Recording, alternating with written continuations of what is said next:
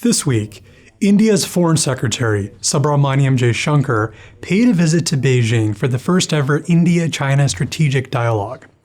Now, India and China host regular high-level talks, but this dialogue was important because it focused exclusively on 3 points of friction that have emerged between the world's two most populous countries. These included, first, China refusing to impose UN sanctions on Masood Azhar, a Kashmir-based militant. Second, China blocking India's membership to the Nuclear Suppliers Group, a global non-proliferation regime. And third, China partnering with Pakistan to build the China-Pakistan Economic Corridor, or CPEC.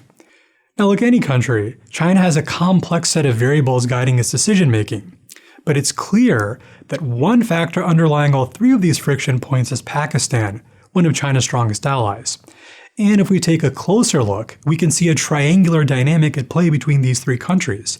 For just as Indo-China ties came under strain last year, so too did ties between India and Pakistan.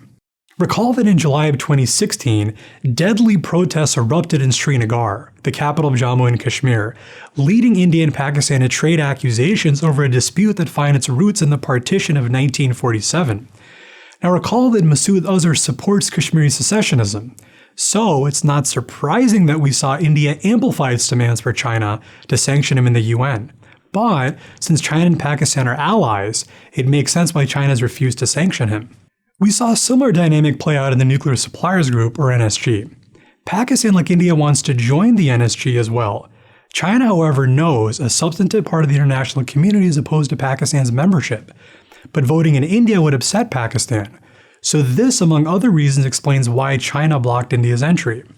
Finally, there's CPEC. The China-Pakistan Economic Corridor runs through Pakistan-administered Kashmir. Kashmir, of course, is a disputed territory which India and Pakistan both claim in full. From Jaishankar's perspective, then, China's involvement in that project means that Beijing is implicitly acknowledging Pakistan's sovereignty and is wading into the dispute. All of this leads to a final question. Why does China support Pakistan? Again, there are several reasons why, but one involves strategy. Beijing knows that if India's strategic attention can be divided between not one but two fronts, New Delhi becomes easier to manage militarily. This is why China began supporting Pakistan's nuclear weapons program in the 1980s.